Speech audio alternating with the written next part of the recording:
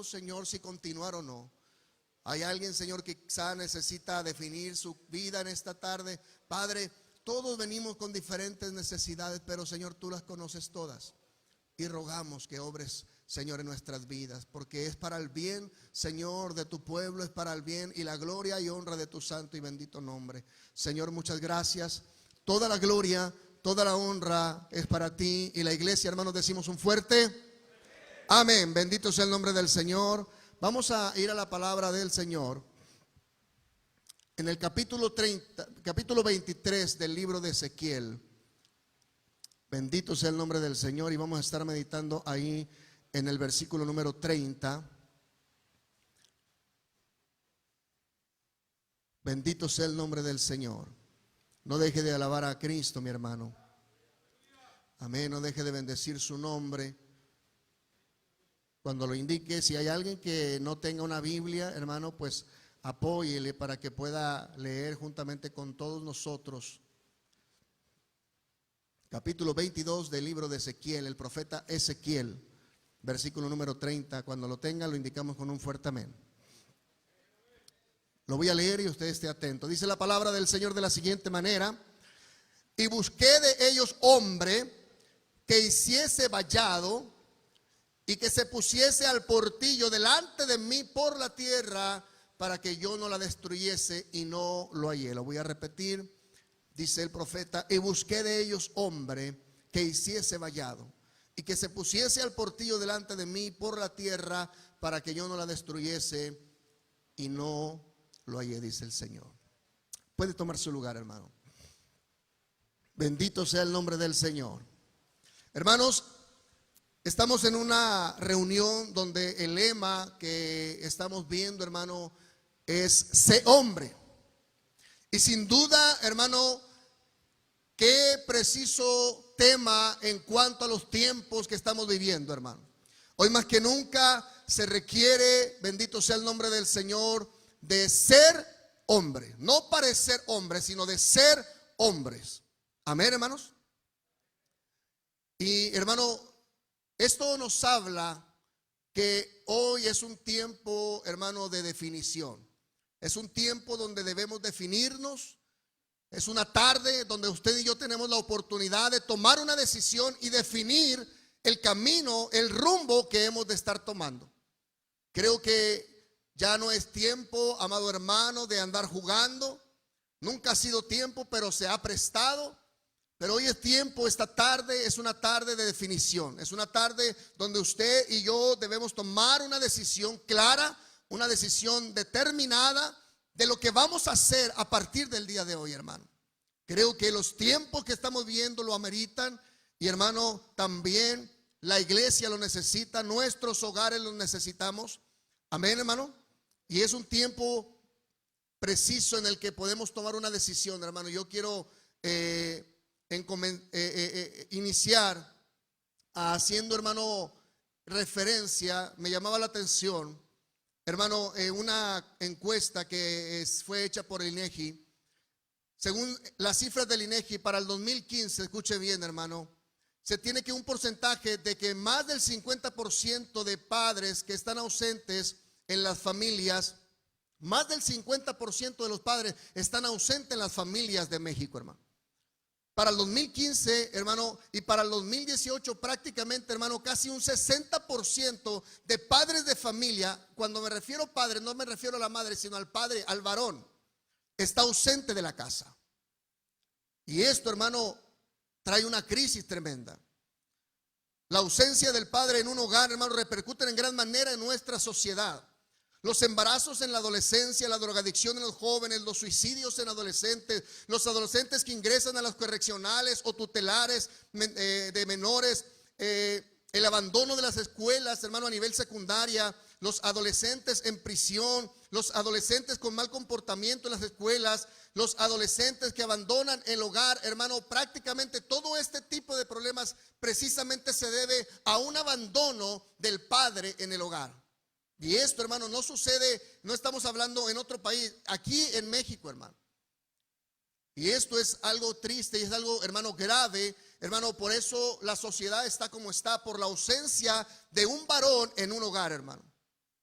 Cuando Dios creó al hombre, hermano, lo creó para ser un verdadero líder. De hecho, cuando Dios hizo a Adán de tal manera que ese hombre tomara el liderazgo, hermano, que él requería para sojuzgar la tierra.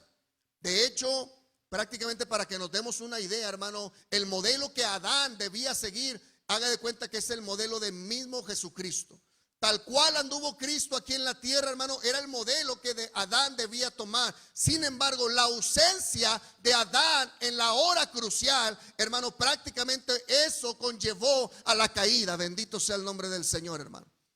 La ausencia de un hombre, hermano, donde debe de estar parado, trae grandes consecuencias.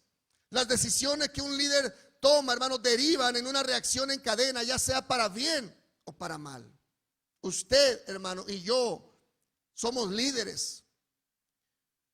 Usted es un padre, usted es un líder. Usted quiere en algún momento llegar a ser padre, usted debe saber y entender lo que significa ser un líder. Tiene que abrazar la idea de que usted debe de ser un líder. Liderazgo, hermano, no solamente trata de posición. Hay gente que piensa, hermano, que el hecho de que tienen una posición, eso significa liderazgo. Porque tienen el nombramiento, porque tienen la posición. Pero hay gente, hermano, que no tiene puestos, hermano, sin embargo son líderes. Hay directores de empresa, hermano, pero no son líderes. Pero los gerentes que están abajo son verdaderos líderes, hermano. Entonces, el liderazgo no tiene que ver con cierta posición, hermano. El liderazgo tiene que ver con el carácter profundo, compromiso, con responsabilidad, con entrega, con guianza, con la idea de representar, ser un modelo. Eso significa ser un líder. Tiene que ver con cuidar, de ser consistente, es decir, ser una persona estable con sus ideas y de forma coherente. Liderazgo, hermano, tiene que ver con constancia. Quiere decir la constancia, voluntad inquebrantable que deriva de la determinación. Tiene que ser, liderazgo tiene que ver con convicción y con fe. No cualquiera, hermano, es líder en estos días, pero por eso se necesitan líderes hoy en nuestro tiempo, hermano. Se necesita gente que lidere, gente que tenga compromiso, gente que sea ejemplo, que sea un modelo a seguir, que se comprometa no solamente a identificar los modelos, sino ser en primera persona un modelo. Hermano, el versículo que leíamos habla, dice el Señor, y busqué de ellos hombre que hiciese vallado. ¿Qué es un vallado? Un vallado es una barda, para que me entienda mejor. Una barda que delimita un territorio, pero que al mismo tiempo protege el territorio. Dice el Señor, busqué a alguien que hiciese una protección.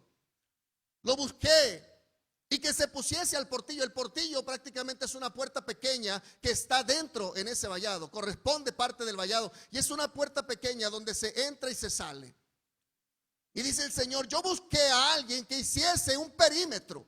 Busqué a alguien que de alguna manera se interpusiese entre yo y el pueblo que yo iba a destruir.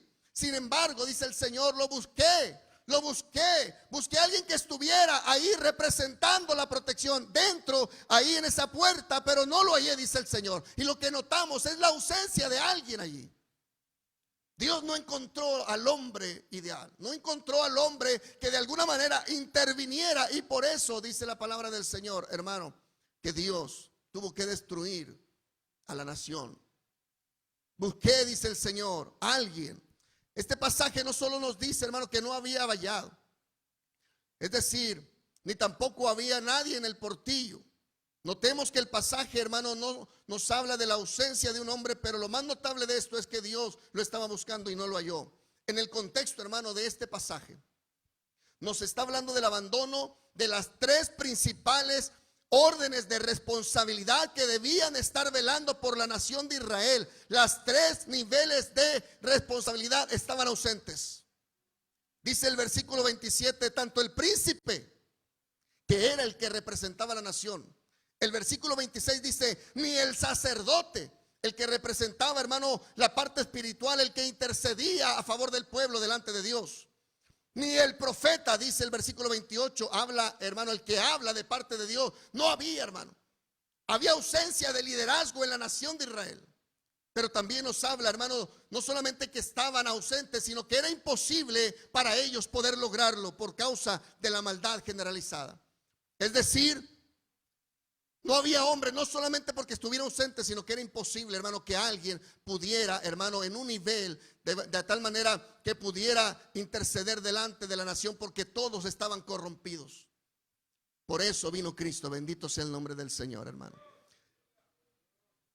El pueblo de Israel, hermano, el hombre, tanto como rey, como príncipe, hermano, como sacerdote y como profeta, falló, fracasó delante de Dios. Por eso, hermano, Cristo es el único que pudo, bendito sea el nombre del Señor. Denle un aplauso a Cristo, hermano, porque es el único rey, el único príncipe, el único profeta, el único sacerdote que triunfó, tuvo éxito en su ministerio. Bendito sea el nombre del Señor, hermano. Y esto, hermano, tiene que ver, hermano, con liderazgo. Liderazgo, hermano, tiene que ver con un llamado de parte de Dios. Dios hace una mención muy linda, hermano, en cuanto a lo que significa ser liderazgo. Génesis capítulo 18, versículo 19. Dios habla de Abraham. Y me gusta mucho, hermano, la forma en que Dios habla de un verdadero líder. Y cómo Dios da testimonio de ello. Y le voy a mencionar las palabras de Dios. Dice, porque yo le he conocido, hablando de Abraham. Sé que mandará a sus hijos y a su casa después de sí. Es decir, dice, Abraham va adelante. Su casa, sus hijos van atrás. Es decir, él es la punta de lanza. Esa es la posición verdadera de un líder, hermano. Alguien que va adelante, alguien que va guiando, alguien, hermano, que va diciendo cómo se hacen las cosas, alguien que va diciendo cómo se busca a Dios, alguien que va diciendo cómo es necesario, pero sin embargo no solamente va diciendo el cómo, sino que lo va mostrando con el ejemplo. Y esto es lo que se requiere hoy en día, hermano. Por eso el lema es ser hombre. Esto significa, hermano, ser hombre. Ser hombre representa, hermano, ser un verdadero líder. Dice el Señor, yo le he conocido. Sé que mandará a sus hijos y a su casa después de sí, que guarden el camino de Jehová, haciendo justicia y juicio, para que haga venir Jehová a Abraham lo que él le ha hablado acerca de él. Esto, hermano, es importantísimo. Dios dio fe de Abraham de ser un verdadero hombre, porque él, hermano, iba adelante. Y esa es la posición, hermano, que nos corresponde a las cabezas que estamos aquí. ¿Cuántos dicen amén, hermano? Esa es la posición. Cada uno de los que estamos aquí, amado hermano, no nos podemos dar el lujo de hacer que mi esposa vaya delante de mí. Hay esposas, hermano, que van delante de nosotros, toman más en serio las cosas de Dios que nosotros como hombres. Hermano, hay esposas, hermano, que nos animan a tener que venir al culto cuando es el hombre, hermano, el que tiene que hacer lo propio. No es la esposa, hermano. Hay hijos que tienen que traer a los padres. Bendito sea el nombre del Señor. Quiere decir que ese padre no está tomando la posición correcta. Y hoy es el tiempo, hermano, de definirnos correctamente. Hoy es el tiempo donde cada uno de nosotros tenemos que tomar la responsabilidad, hermano. No son los hijos quien guían a los padres, no es la esposa quien guía al varón, no, es el varón, bendito sea el nombre del Señor, quien debe tomar la responsabilidad, la iniciativa, hermano, de guiar a la casa. ¿Cuántos dicen amén, hermano? El ausentismo, hermano, el abandono de la fe, la falta de compromiso en la obra de Dios, la falta de involucramiento en los asuntos de la iglesia y de la congregación, los divorcios en la iglesia, hermano, la falta de un estudio profundo de la escritura es por el abandono del padre, es por el abandono del varón. El varón, hermano, debe de estar allí para cuidar todos estos asuntos.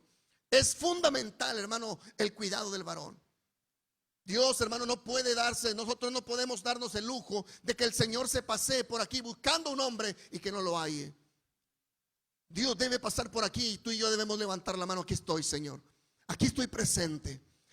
Dios puede pasar por tu hogar y tú debes de levantar la mano y decir, aquí estoy yo presente, Señor.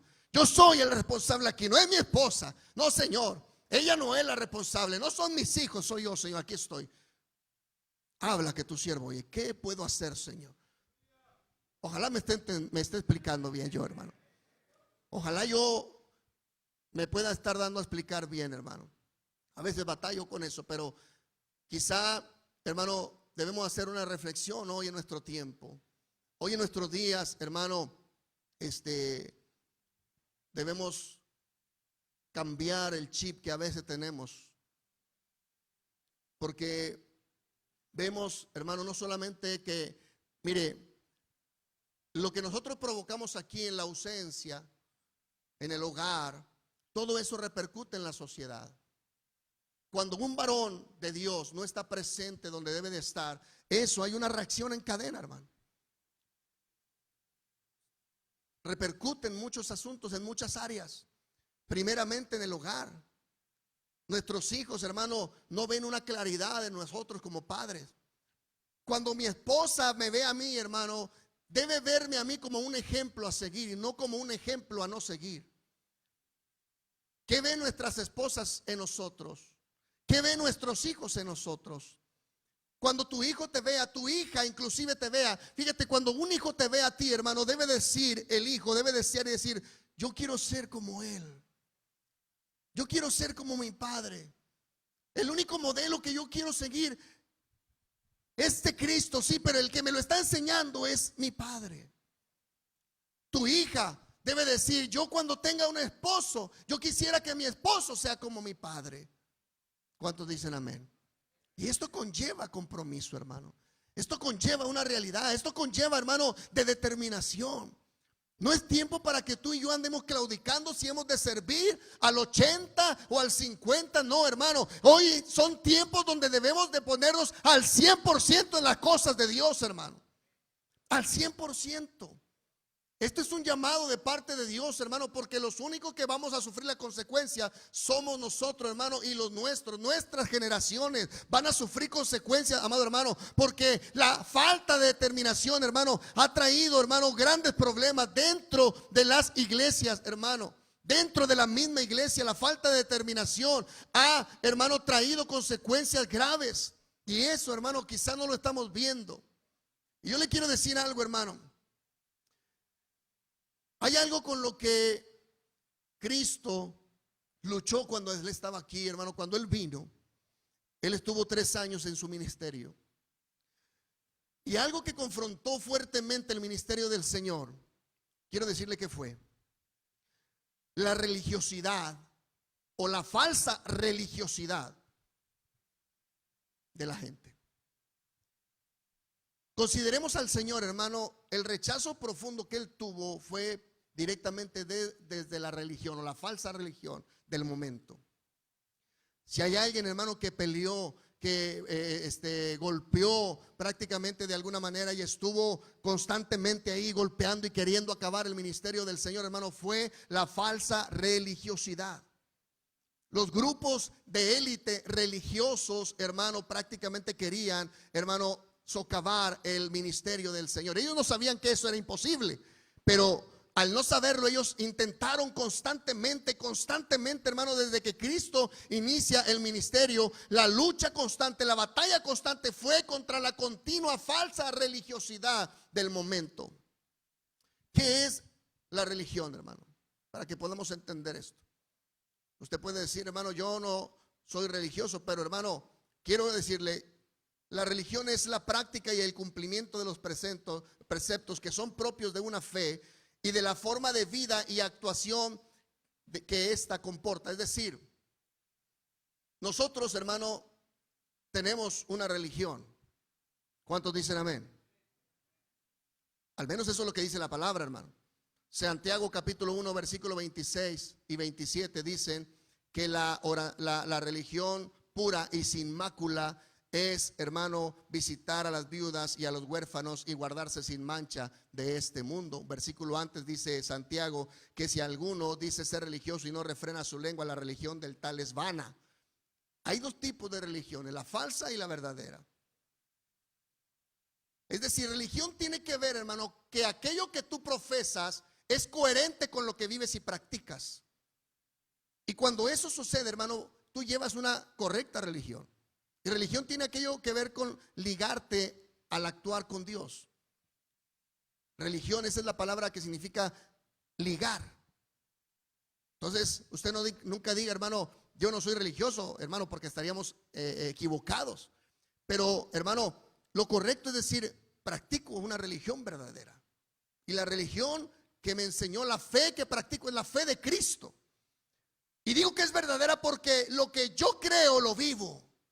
Porque lo que yo creo lo practico. Porque hay coherencia entre mis palabras y mis hechos. Entonces usted puede responder correctamente, hermano. Ojalá me esté dando a entender, mi hermano. Amén. Pero con lo que Cristo luchó es con la falsa religiosidad. Hermano, y yo creo que hoy con lo que vamos a confrontar más es con esa falsa religiosidad en nosotros mismos que quizá pueda haber y que hay que quitar. Hay que acabar con ello, hermano. Usted no puede seguir siendo una persona que dice una cosa y hace otra. Usted no puede decir que usted ama a Dios, pero no está cumpliendo con su responsabilidad. Eso decían los fariseos también. Los fariseos, inclusive, hermano, en cuanto a prácticas, eran más justos que nosotros. Pero Jesús los llamó hipócritas. Escribas y fariseos hipócritas. Por eso, hermano,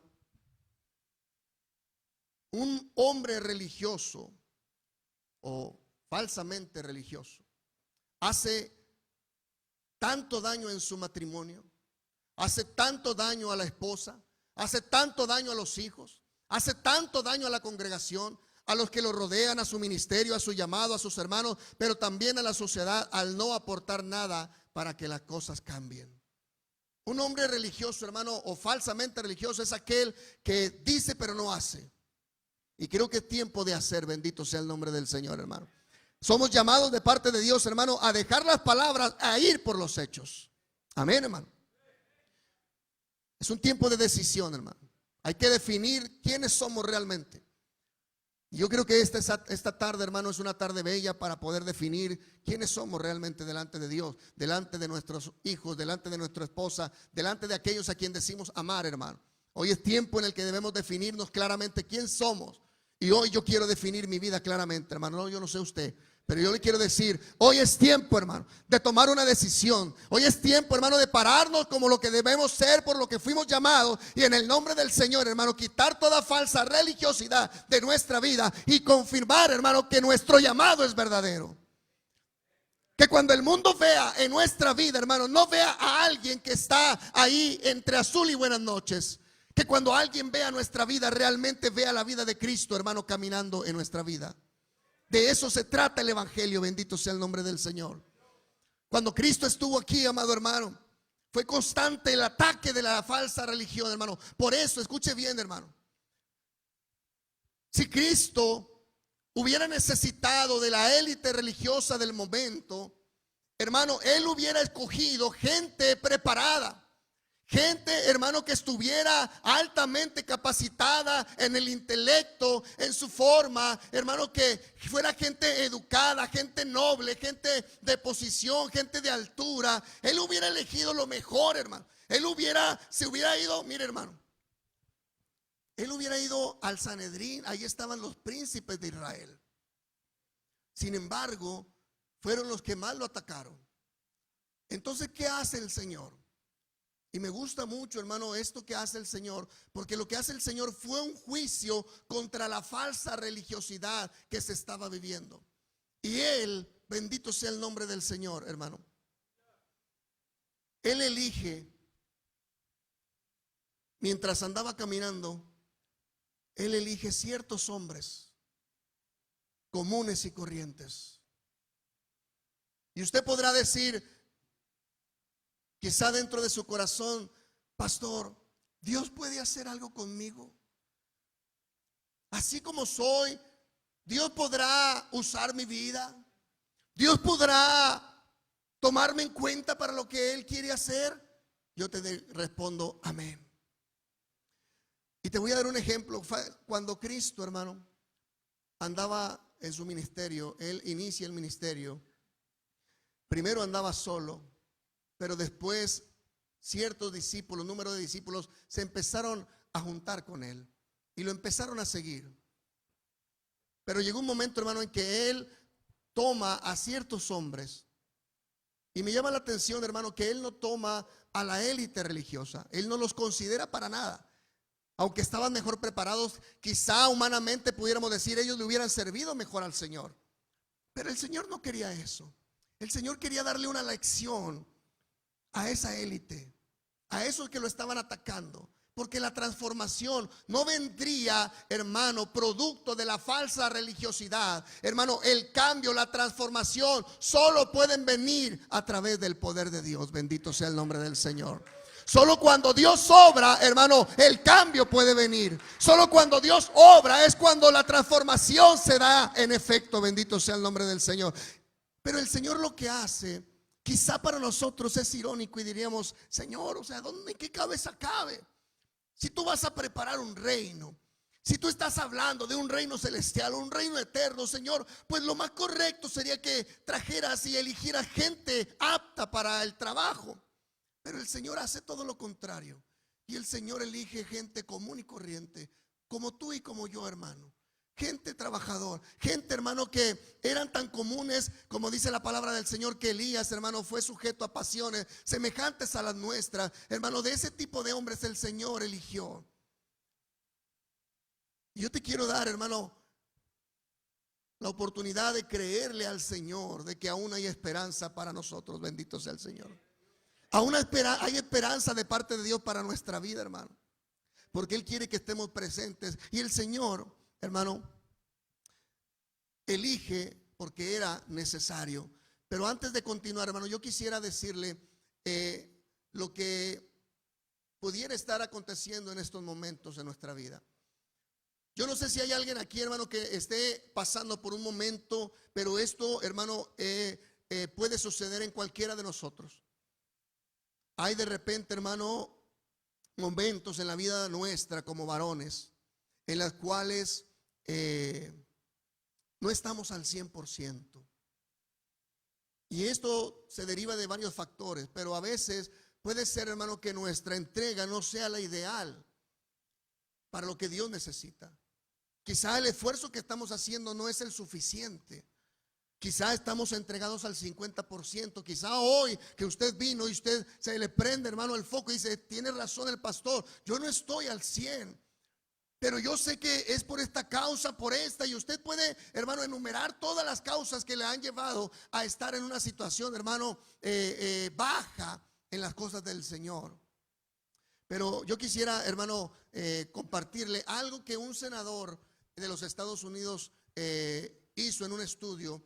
Este estudio, hermano, tenía que ver con el progreso de las civilizaciones, si es que se le puede llamar progreso. Y él hizo un estudio, hermano, y él decía que la vida útil de una civilización era aproximadamente en promedio de 200 años.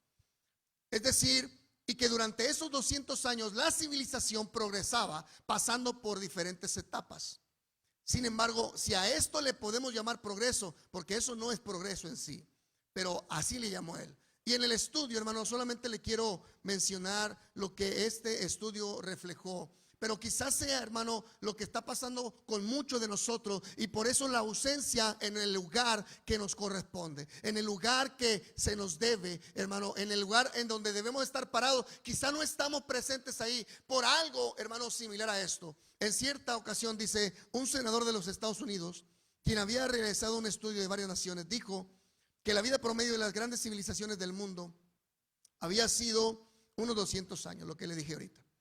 Este hombre dice que las grandes civilizaciones han progresado, si podemos usar esta palabra, a través de los siguientes pasos. Escucha, hermano. Dice: de la esclavitud a la fe espiritual, de la fe espiritual al valor, del valor a la libertad, de la libertad a la abundancia, de la abundancia al egoísmo, del egoísmo a la complacencia, de la complacencia a la apatía, y de la apatía de regreso a la esclavitud.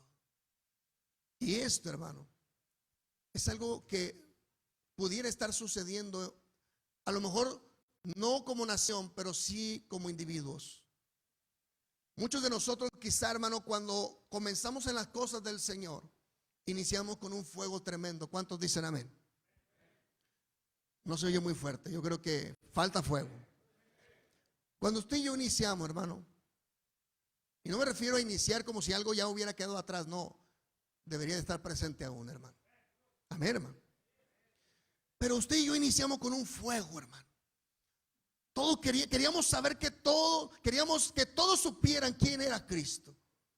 Queríamos que todos se dieran cuenta quién era aquel que nos había rescatado, hermano, de la muerte en la que nos habíamos encontrado por nuestros delitos y en pecado. Porque eso es lo que hizo Cristo. ¿Cuántos dicen amén, hermano?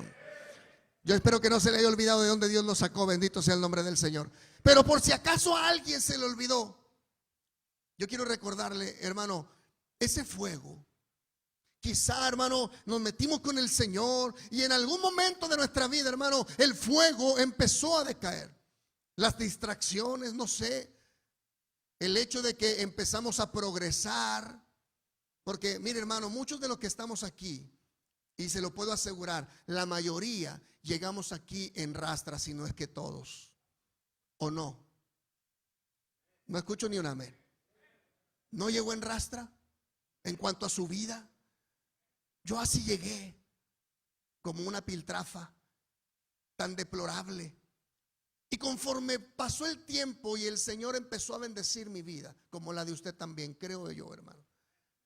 Muchos de nosotros, hermano, ni trabajo teníamos cuando vinimos a Cristo. ¿Cuántos dicen amén? Yo no tenía ni trabajo, hermano. Cuando yo conocí al Señor, Dios me dio un trabajo. No tenía ni trabajo. Olvídese que tenía un carro, ni bicicleta tenía. Buscar a Dios era mi deleite. Buscar a Dios era lo que más deseaba. ¿A qué hora tenía que estar el culto? Yo nomás quería saber la hora. Yo estaba media hora antes de que empezara el servicio. Si era necesario tenerme que ir en camión, me tenía que ir en camión porque yo no tenía ni bicicleta, ni moto, ni carro. El camión era mi único transporte. Viajaba más de 20 kilómetros para estar en la iglesia. Pero era mi deseo servir a Dios. Pero conforme pasó el tiempo, Dios me empezó a bendecir, como a usted también. Muchos de nosotros, hermanos, llegamos a pie a la iglesia y de repente Dios nos bendijo con un carro. ¿Cuántos dicen amén, hermano? Algunos hasta dos, hermano. Empezamos con una carcachita, amén, hermano. ¿Y dónde es el culto? Para allá vamos y subíamos a todos al carro, hermano. Parecía un carro sardina porque queríamos que todos estuvieran donde estuviera la presencia del Señor. Amén o no amén, hermano. Subíamos a todos al carro. ¿Cuántos dicen amén? ¿Cuántos caben? No, pues caben 5. Pues échale 10. Y hermano, y los carros parecían sardinas. A donde quiera íbamos porque queríamos, hermano, estar donde estuviera el pueblo del Señor. Amén, hermano. Había un evento, allá íbamos. Había una reunión de varones, allá estábamos. Había una reunión de jóvenes, ahí estábamos presentes. Eran los primeros en decir amén. Pero conforme pasa el tiempo y la distracción pudo habernos afectado, llegamos a un tiempo, quizá como dice esas etapas, a la abundancia, y después llegamos al conformismo, y después del conformismo a la apatía. Ya no sentimos lo mismo que antes, hermano.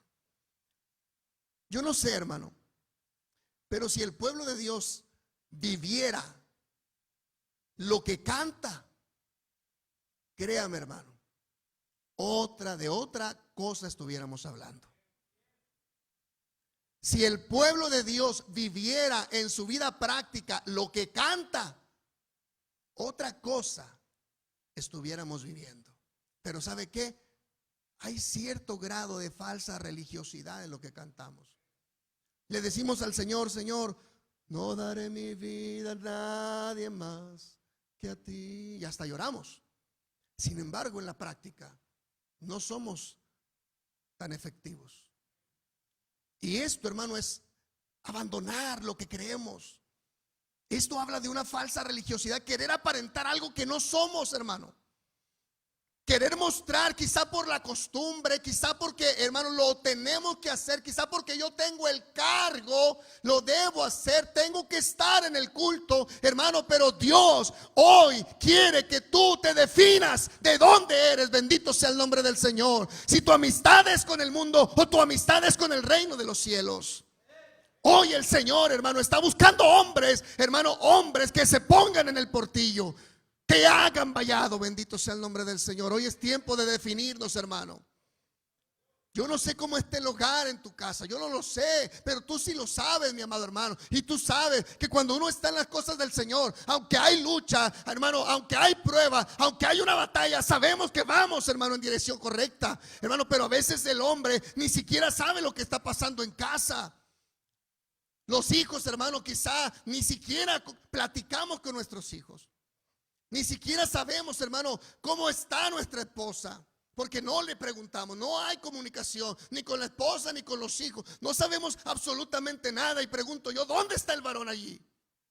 ¿Por qué, hermano, esas flaquezas? ¿Por qué los altibajos en la espiritualidad de nuestros hijos? ¿Por qué los desánimos quizá en la vida de nuestra esposa? Pues es que cuando ven al varón y lo buscan, no está, no lo encuentran.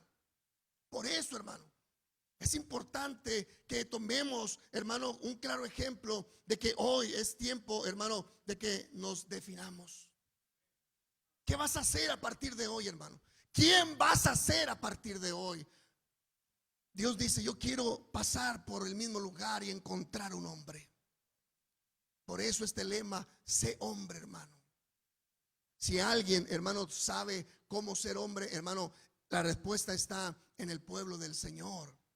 Porque es donde se predica la verdad. Es donde tenemos el deleite de escuchar la palabra bendita del Señor Jesucristo, hermano. Donde la enseñanza se nos imparte, hermano. No tenemos excusa. La gente del mundo, los hombres del mundo, los problemas del mundo, hermano, están así porque los hombres del mundo están ausentes. Pero ¿dónde están los hombres de la iglesia? ¿Dónde están los hombres de la casa de Dios? ¿Dónde están los hombres del reino? Dice el Señor. ¿Dónde están? ¿Dónde están? Es tiempo, hermano. Es tiempo. Y mencionaba yo, hermano, que el Señor, mientras estuvo en el ministerio, Él eligió, hermano, a gente simple, como tú y como yo. Y esa gente simple, de alguna manera, estaba impregnada de la religiosidad del momento. Y lo que hizo el Señor en el transcurso de los 3 años fue hacer que sus discípulos, con la enseñanza, con el discipulado, con la palabra bendita de Dios, ellos se sacudieran. Ellos se sacaran toda religiosidad que había, hermano, por la tradición, por lo que ellos habían aprendido. Era común, era, hermano, algo que era de esperarse. Pero, hermano, fíjese que dentro de los hombres que el Señor elige, vamos, por ejemplo, a pensar los pescadores. Pedro, Andrés, Jacobo, ¿sí? Y Juan, su hermano. Eran pescadores, eran gente de trabajo, gente, hermano, que salían al mar, un oficio común y corriente. El celote. Este hombre, hermano, Simón el celote, celote prácticamente ellos derivaban de un movimiento, hermano, que estaban en contra de los herodianos. Los Herodes estaban en contra de ellos y hacían revueltas, hacían manifestaciones. Hermano, Cristo eligió a un revoltoso, uno que causaba, hermano, revueltas, hermano, en las calles de Jerusalén. Cristo elige, hermano, a un recaudador de impuestos, un hombre despreciable de la sociedad. Si el Señor quisiera, hermano, de alguna manera tener buena relación con la gente del momento, hubiera elegido a gente, hermano, que de alguna manera se prestara para eso. Pero el Señor hace lo contrario. El Señor elige gente común y corriente. Los 12 discípulos, hermano, fueron hombres comunes y corrientes. No había nada de especial en ellos, hermano. No había nada que admirar. No había nada que pudiéramos nosotros, hermano, decir, wow. No, eran simples hombres, como tú y como yo, hermano. Pero ellos, hermano, ellos se fueron transformados en grandes líderes espirituales y en grandes predicadores bajo el poder del Espíritu Santo de Dios. Bendito sea el nombre del Señor. Pero no fue, hermano, por sus habilidades oratorias ni innatas, ni sus capacidades de liderazgo o calificaciones académicas que hubieran tenido a estos hombres. Su influencia se debe a una sola cosa: el poder del mensaje que predicaban. Bendito sea el nombre del Señor. El mensaje que predicaban hablaba de una transformación. La palabra evangelio, eso significa el mensaje que transforma. Hermano, no hay personas intrínsecamente calificadas. Dios mismo, hermano, debe salvar a los pecadores. Escuche bien, y entre nosotros estamos usted y yo. Él mismo debe salvar a los pecadores. Después debe santificarlos y luego de transformarlos de descalificados en instrumentos que Él mismo pueda usar. Bendito sea el nombre del Señor. Eso es lo que hace Cristo con nuestras vidas, hermano. Ni tú ni yo, hermano, estamos calificados para la tarea, pero el poder de Dios, hermano, va a hacer que nuestra vida pueda ser calificada, hermano, para los usos y las obras de nuestro Dios. Tú dices, ¿qué puedo hacer yo, hermano? Nada. En tus fuerzas ni tú ni yo podemos hacer nada, pero bajo el poder de Dios, Dios puede hacer grandes cosas con nuestra vida, hermano.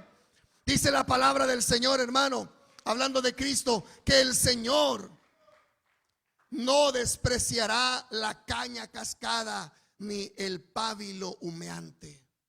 ¿Qué quiere decir esto?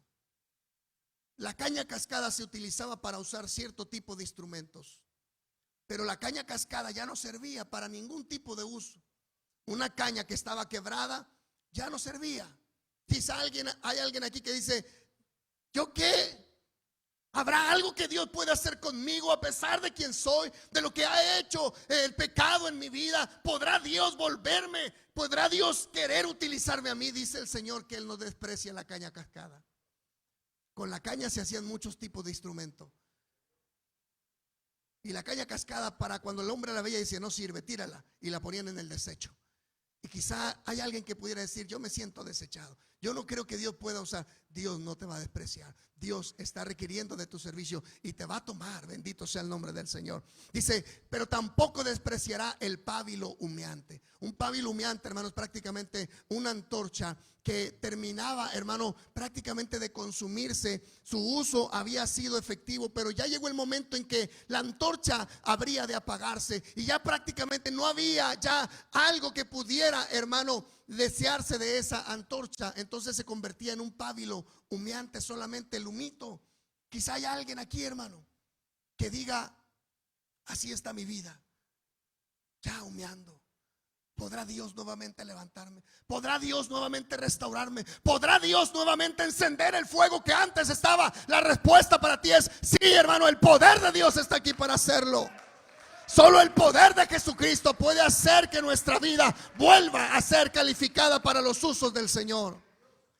Él puede hacer que los vasos, hermano, de barro, que son frágiles, se quiebran, son baratos, hermano, quizá nadie los quiera tener en casa. Son así, hermano, en nuestra vida, vasos de barro. Bendito sea el nombre del Señor. Por eso el apóstol Pablo dice, tenemos este tesoro en vasos de barro para que la alteza y el poder sean solo de Él. Bendito sea el nombre del Señor. Si Dios, hermano, quiere hacer algo con nosotros, no es porque tú puedas, no es por tus aptitudes, no es por tus cualidades, no, amado hermano, es porque Él va a utilizar tu vida, la va a transformar, la va a restaurar y Él mismo te pondrá en uso. Bendito sea el nombre del Señor, hermano.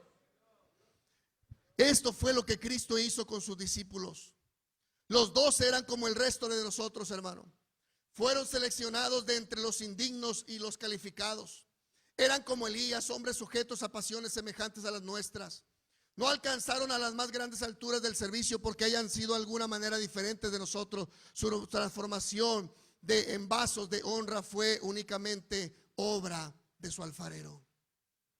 Estos hombres sencillos y corrientes, hermano, Dios escoge a los humildes, lo bajo, lo manso, lo débil, de modo que no haya la más mínima duda sobre cuál es la fuente del poder cuando sus vidas cambien el mundo.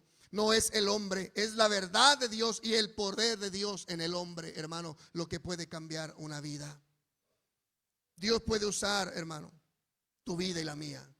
Cuando Pablo estaba en Tesalónica, hermano, en el capítulo 17, versículo 6, dice, hermano, acerca de ellos, la gente gritaba y decía, ellos dijeron, estos son los que alborotan al mundo. Estos que alborotan el mundo han venido también hasta acá, hermano, porque la fama de ellos era conocida, porque el mundo estaba siendo vuelto loco, estaba vuelto, hermano, vuelto para arriba, hermano, estaba siendo trastocado por hombres comunes y corrientes, hermano. Dios estaba haciendo grandes cosas y lo mismo Dios puede hacer con nuestra vida, hermano, desde nuestros hogares. Dios puede volver a hacer grandes cosas desde nuestras congregaciones. en la relación del matrimonio, hermano, en la relación con nuestros hijos. Volvamos, hermano, a Dios, bendito sea el nombre del Señor. Y Dios se encargará, hermano, de hacer de nuestras vidas usos útiles para la gloria de su nombre. Él no escogió ni a un solo rabí, hermano, ni a un escriba, ni a un fariseo, ni a un saduceo. No escogió a un sacerdote tampoco. Ninguno de los hombres que escogió procedía del establecimiento religioso. La elección de los 12 apóstoles fue un juicio contra el judaísmo institucionalizado. Fue un rechazo a aquellos hombres y a sus organizaciones que se habían corrompido totalmente. Por eso fue que Jesús no escogió ni a un solo líder religioso. Usted recuerda en el capítulo 3 del Evangelio de Juan, ahí estaba Nicodemo, un príncipe, parte del Sanedrín, el cuerpo que juzgaba las cuestiones en Israel. 70 varones más el sumo sacerdote. Ahí estaba, no todos eran fariseos, algunos del Sanedrín eran fariseos, pero Nicodemo era fariseo. Pero cuando él llegó delante del Señor, él pensó y dijo: voy a ir de noche por pena, porque no quiero que me vayan después a acusar mis compañeros del grupo de Sanedrín, pero voy a ir y voy a tratar de entablar una charla con él. Y cuando él llega, dice: Rabí, sabemos que nadie puede hacer las cosas que tú haces si Dios no estuviera con él. Y él quería quizá romper el hielo, hermano, ahí en una conversación y en un tipo de halago para el Señor. Recuerde, era de noche, y cuando el Señor ve a Nicodemo, él no le dice: bueno, gracias, Nicodemo, o sea, te agradezco el cumplido. Sí, y pues sí, efectivamente yo vengo de Dios. No, la respuesta de Cristo fue contundente, hermano, en cuanto a la religiosidad que Nicodemo había aprendido. Y le dijo: de cierto te digo, que si no naces de nuevo, no puedes ver el reino de los cielos. Usted sabe lo que eso significa para un fariseo. Un fariseo, hermano, nació creyendo que el reino de los cielos ya lo tenía ganado por ser fariseo solamente. Si alguien estaba relacionado con esas palabras, el reino de los cielos eran ellos. Por eso la forma de vida, su conducta, siempre externa, hermano, no interna, pero ellos siempre queriendo, hermano, hacer cosas para cumplir los mandamientos de Dios. Ellos, hermano, uno de los más grandes metas que ellos tenían era que durante 24 horas poder cumplir cabalmente los mandamientos de Dios. Ellos estaban 100% relacionados y familiarizados con la palabra, el reino de los cielos. Ellos creían que las puertas del reino de los cielos, hermano, cuando ellos murieran, las puertas estaban abiertas para ellos. Y lo primero que Cristo le dijo, tocó lo profundo de Nicodemo y le dijo: Nicodemo, de cierto te digo, que el que no naciere de nuevo no puede ver el reino de los cielos. Fue un balde de agua fría. Aquel que había creído, hermano, que el reino de los cielos ya lo tenía ganado. ¿Cómo? No voy a poder entrar. ¿Qué? Tengo años, soy príncipe, que no puedo entrar. ¿Cómo puedo hacerse? ¿Qué acaso puede un hombre viejo volver a entrar al vientre de su madre y volver a nacer? ¿Cómo puede esto hacerse? Y Jesús le dijo nuevamente: de cierto te digo, que si no naces del agua y del espíritu, no puedes entrar al reino de los cielos. Y cuando el Señor le da una explicación acerca de esto, le dice Nicodemo: ¿cómo sucede eso? Y el Señor le responde: tú eres el príncipe de Israel y no sabes esto. O sea, imagínese la calidad del pueblo. Si los príncipes, la élite, no sabía, ignoraba el poder de Dios, ¿cómo estaría la gente de abajo? Por eso, hermano, el Señor no llamó a ningún hombre religioso. En cambio, escogió a hombres que no tenían preparación teológica, pescadores, cobradores de impuestos y otros hombres comunes y corrientes. Y hermano, me gusta mucho la forma en que el Señor llamó a estos hombres. Y yo creo que en algún momento, quizá algunos de nosotros pudiéramos decir: yo le voy a mencionar 4 etapas a las cuales Cristo llamó a sus discípulos. Y usted diga: Quizá a mí me falta una de las etapas, o yo no sé en qué etapa usted se habrá quedado.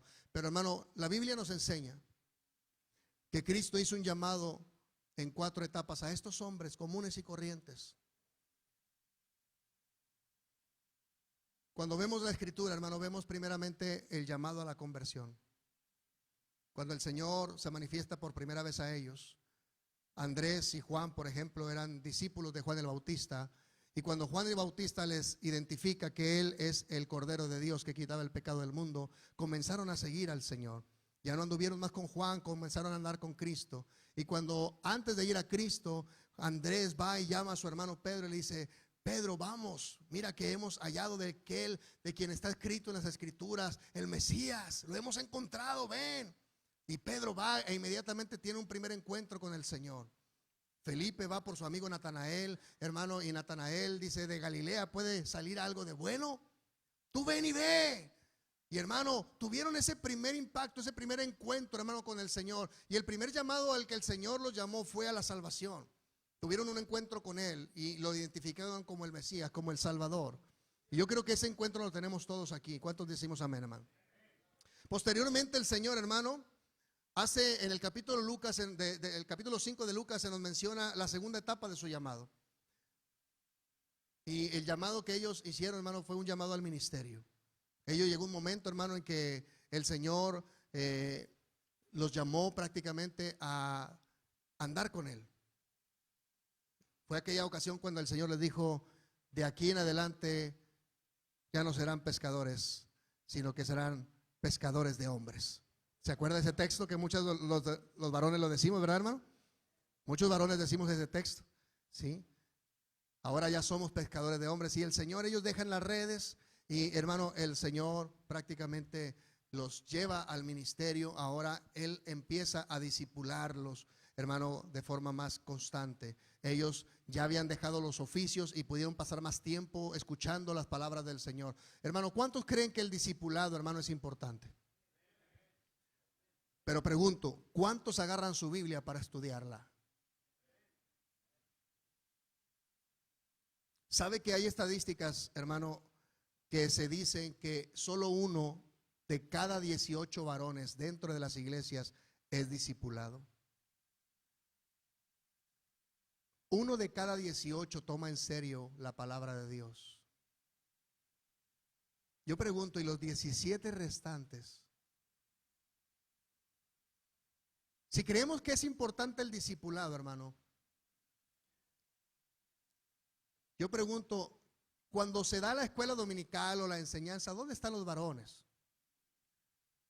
¿Dónde está el varón, hermano, que toma su Biblia y empieza a estudiar, no de forma superficial la Biblia? Es decir, no me refiero, hermano, a eso como que déjame ver dónde Dios me habla y voy a abrir la Biblia y ahí donde ponga el dedo, ay, Señor, gracias por este versículo, Señor, este es mi versículo del día, y se va tranquilamente a trabajar y al siguiente día lo hace como una costumbre.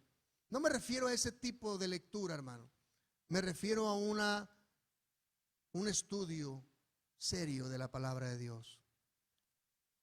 ¿Sabe que nuestras familias, hermano, necesitan a alguien que les explique la palabra? ¿Saben que tu esposa necesita a un varón que le explique la palabra claramente? Tus hijos necesitan no solo al maestro o a la maestra de la escuela dominical, porque, hermano, cometemos el error de creer que es aquí en la iglesia donde nuestros hijos deben aprender. No, aquí se confirma lo que en casa debieron haber aprendido. ¿Cuántos dicen amén, hermano? El varón de la casa, la cabeza del hogar, debe enseñarle las principales historias, hermano, de la palabra de Dios. Nuestros hijos deben saber, escuche bien, hermano, lo que significa la justificación. Ellos deben de saber lo que significa la santificación. Ellos deben de saber lo que significa, hermano, el proceso cuando el Señor va a glorificar nuestros cuerpos. Ellos deben de saber lo que significa nacer de nuevo. Ellos deben de saber, hermano, lo que significa, hermano, que alguien ha nacido de nuevo. Ellos deben de saber claramente conforme a la palabra del Señor. Y sabes qué, que esa responsabilidad es nuestra. Pero el problema, me temo que ni alguno de nosotros pudiéramos explicarlo. ¿Sabe por qué? Creemos en los discípulos del Señor, pero no creemos en el discipulado. Hermano,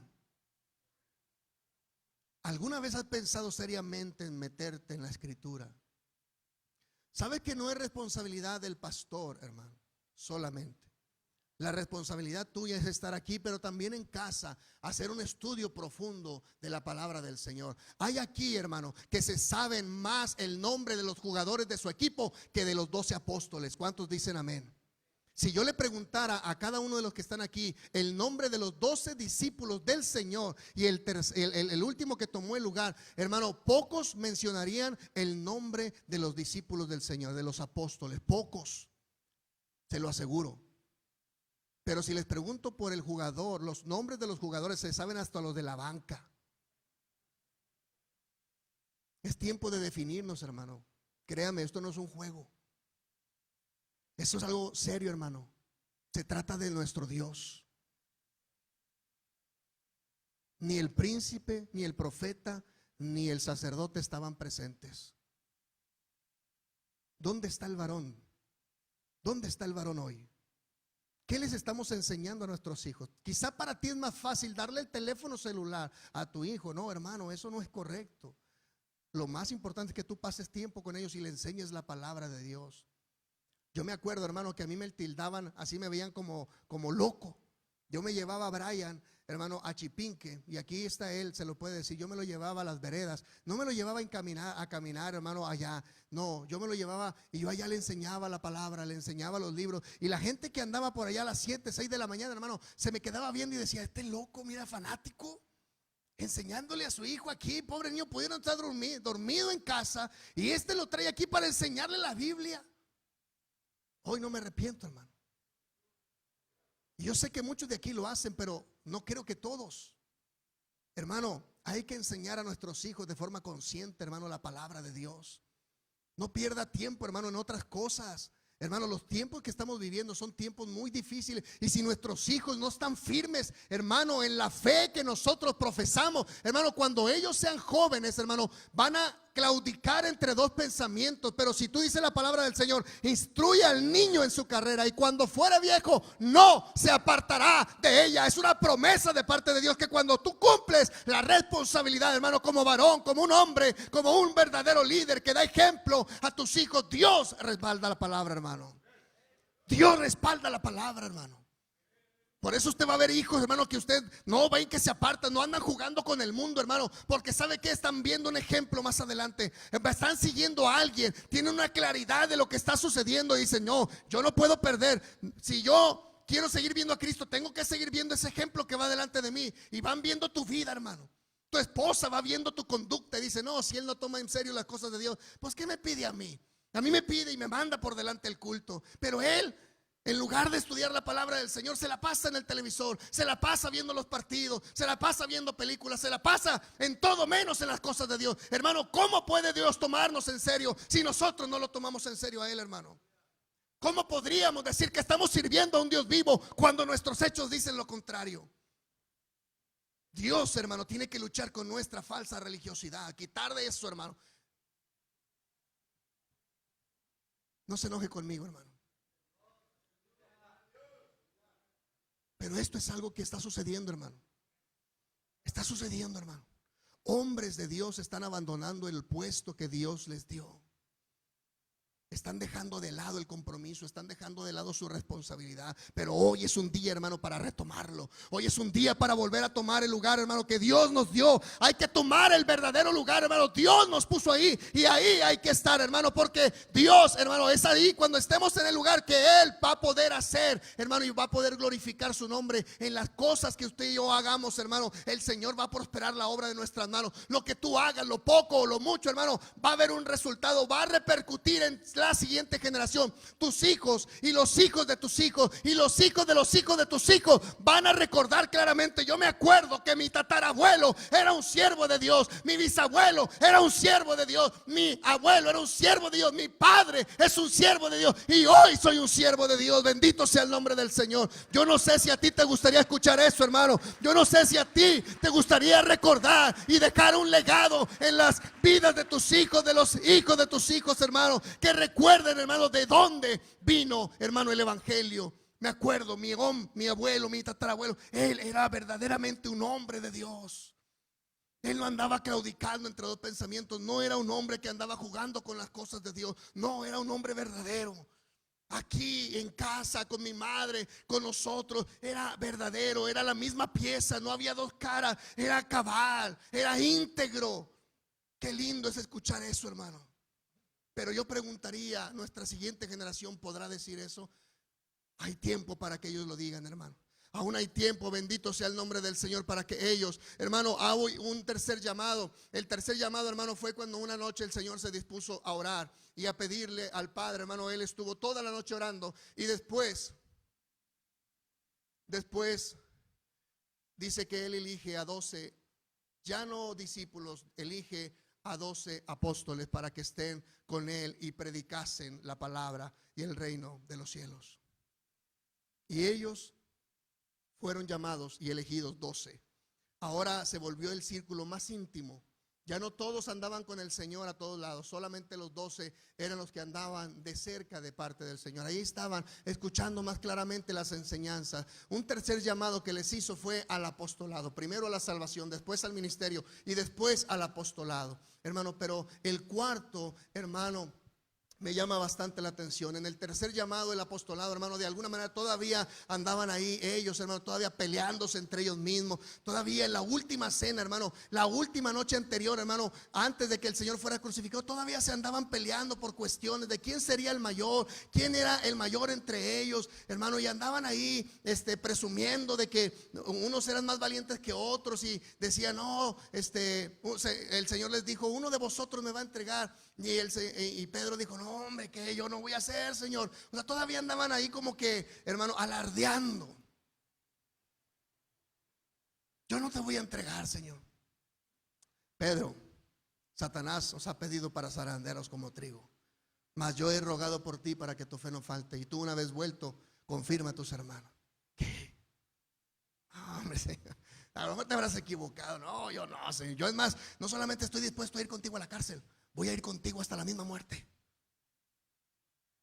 Y cuando sucede, patitas para quién son, todos se fueron. Heriré al pastor y serán esparcidas las ovejas, dice la escritura. Y así sucedió. Todos lo abandonaron, todos se fueron.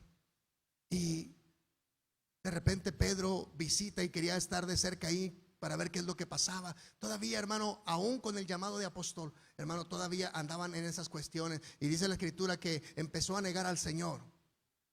Y cuando lo negó la tercera ocasión, dice la escritura que en eso cantó el gallo.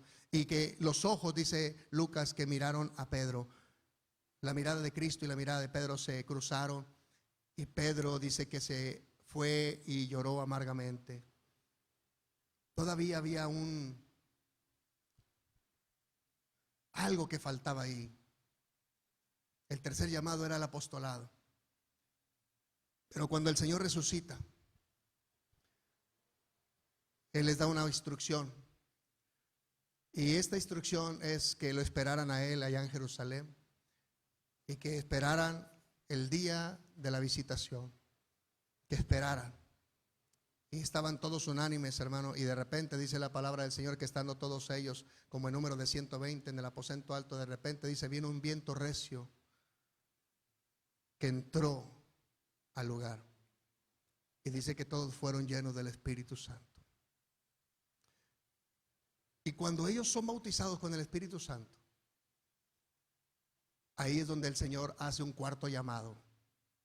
Y este es el llamado al que yo quisiera que usted contemple como hombre de Dios.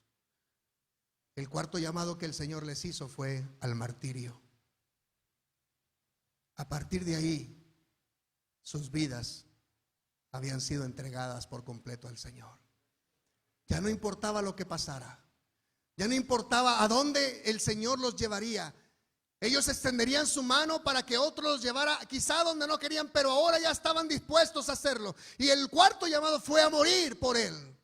a morir por dar el testimonio de Jesucristo, al lugar en el que el Señor les mandara. Y el Señor, hermano, los llama, bendito sea el nombre del Señor, al martirio, a morir por causa del Señor. Bendito sea el nombre del Señor. Y a pesar de los obstáculos que tuvieron que enfrentar, bendito sea el Señor, ellos triunfaron, hermano. Fue cuando el Señor los llamó a morir a sí mismos para vivir para Cristo. Por eso bien dijo Pablo: porque para mí el vivir es Cristo y el morir me es ganancia. Dijo el apóstol también: no vivo ya yo, mas Cristo vive en mí. Esas palabras, hermano, salía de gente que ya sabían a lo que iban. Ellos, hermano, sabían lo que tenían que enfrentar, pero ellos triunfaron.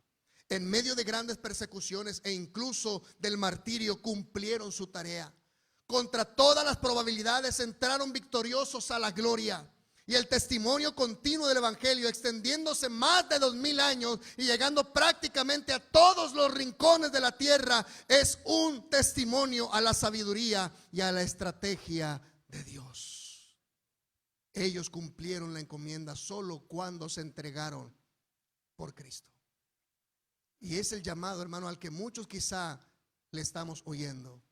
El llamado a morir por Cristo. El llamado a darlo todo por el Señor. Vas a perder amigos, pero vas a ganar, hermano, el reino de los cielos. Muchos amigos te van a decir: ¿cómo que ya no te juntas conmigo? No. Yo ya soy de Cristo. Antes no estaba tomando las cosas en serio del Señor, pero hoy ya quiero tomarla. Haz una entrega, hermano. Sé hombre a partir de hoy. Toma las cosas como deben de ser de parte del Señor, hermano. No soy yo quien de alguna manera te quiero estimular, es Dios quien nos estimula, hermano. Dice la palabra del Señor que Él es quien pone en nosotros tanto el querer como el hacer por su buena voluntad. Si hacemos algo, mi hermano, no es porque tú y yo seamos demasiados espirituales o maduros, es porque Dios pone ese sentir en tu corazón, hermano, de venir a sus manos, de venir para que Él vuelva a moldear tu vida, vuelva a cambiar aquello, hermano, que fracasó. El Señor lo pueda volver a restaurar. Y yo quisiera hacerte una pequeña invitación, hermano. Yo ya me voy a callar, pero te exhorto en el Señor. Si tú quisieras en esta hora decir: pastor, yo quisiera tomar las cosas de forma diferente. Efectivamente, he actuado como un falso religioso, pero yo quiero darle carpetazo a ese asunto de mi vida. Y yo quisiera hacer una invitación, mi hermano. Quiero orar por ti. Si hay alguien aquí que dice: yo no conozco del Señor, pero quisiera que Él cambiara mi vida. Si usted ha traído un alma nueva, hermano, gloria al nombre del Señor.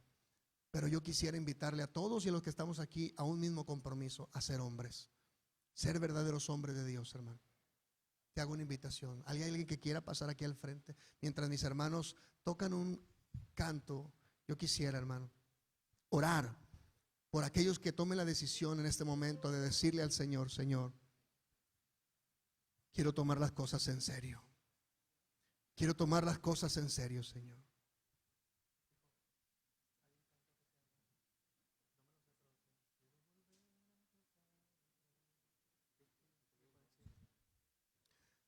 Bendito sea el Señor, hermano. Hay alguien que quisiera decirle al Señor: Señor, yo no sé qué puedas hacer con mi vida, pero aquí estoy. Ven, yo quiero orar por ti, hermano. Ven, yo quiero orar por ti, hermano. Ven, hermano.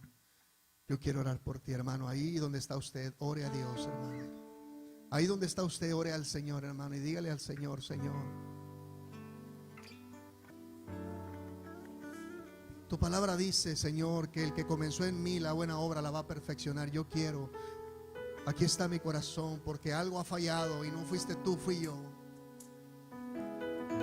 Alguien aquí ha fallado y no ha sido tú, Señor, sino yo. Dejé lugar, Señor, por eso cuando tú viniste no me encontraste. Dejé lugar, por eso cuando tú viniste a buscarme no estaba yo allí. Pero aquí estoy, Señor, me hago presente. Dame una nueva oportunidad, Señor. Dame una nueva oportunidad que van a marcar, Señor, mi vida para siempre. Van a marcar mis días. Van a marcar, Señor, mi andar contigo, Señor. Van a marcar de aquí en adelante, Señor. Van a marcar de aquí en adelante mi vida, mi corazón, Señor. Dame una nueva oportunidad, Señor, por favor. Aquí está el Señor, hermano. Dile con tus palabras lo que tú sientes. Dile con tus palabras lo que tú quieres, Señor. Señor, aquí está el Señor, hermano. He estado distraído. He estado ocupado. He estado, Señor, claudicando entre dos pensamientos. Dios mío, perdóname. Perdóname, Dios.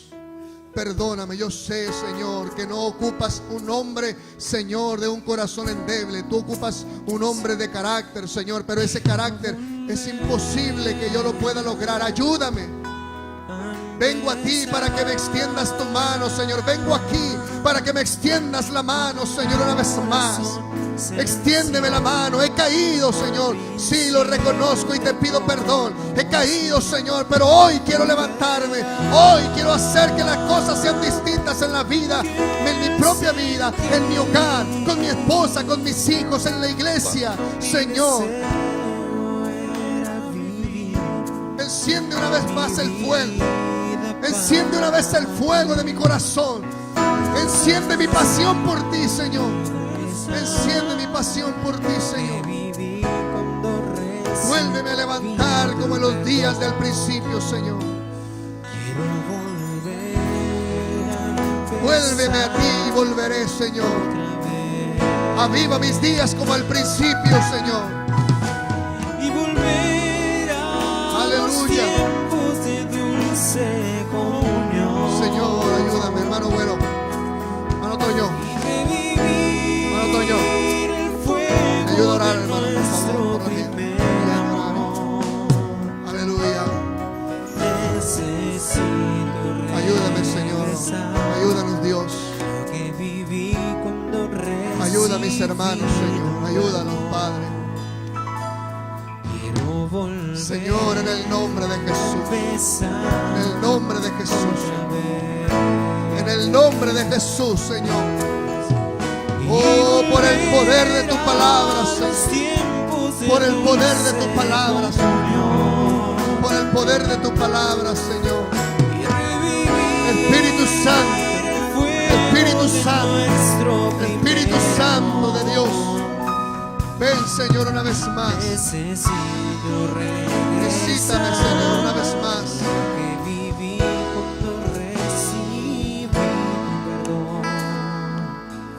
Quiero volver a empezar otra vez. Quiero volver a empezar. Mi hermano que está ahí en su banca, levanta su mano. Ore por sus hermanos.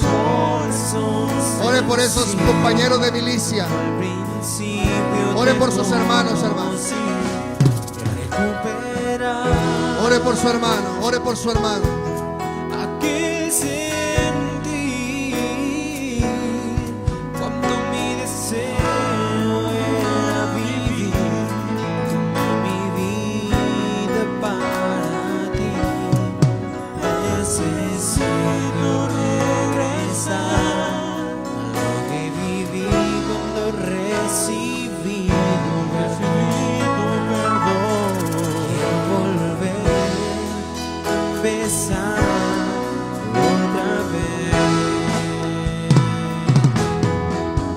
y volver a los tiempos de dulce comunión, y vivir el fuego de nuestro primer amor. Necesito regresar a lo que viví cuando recibí tu perdón. Quiero volver a empezar otra vez. Quiero volver a empezar otra vez. Quiero volver a empezar otra vez. Yo necesito de ti.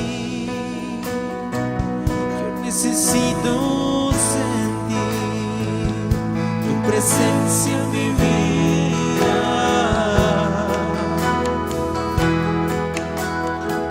Tu Santo Espíritu en mí, para mí es suficiente. Sin ti nada puedo hacer, Señor, porque eres mi fortaleza. Señor, yo sé que contigo no temeré al enemigo. Las fuerzas tú me darás, Señor, y seré más que vencedor.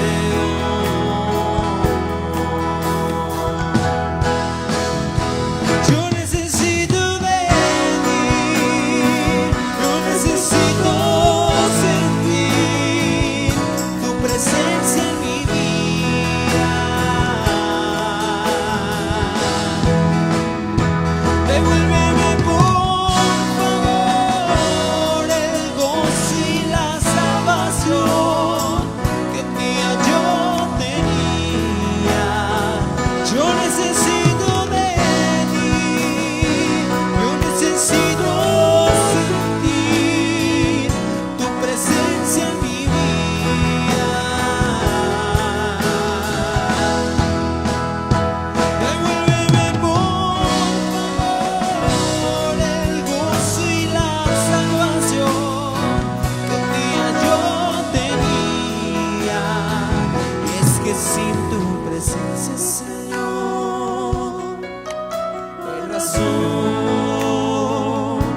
para vivir. Y es que sin tu presencia, Señor, no hay razón para vivir.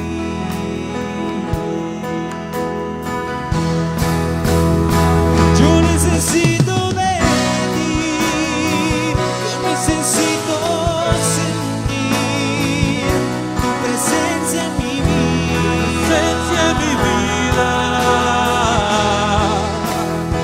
Devuélveme por favor el gozo y la salvación que un día yo tenía.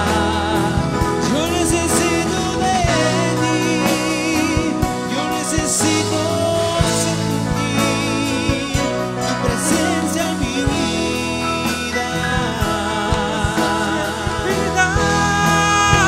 Devuélveme por favor el gozo y la salvación que un día yo tenía. Es que sin tu presencia, Señor, no hay razón para vivir. Es que sin tu presencia, Señor, no hay razón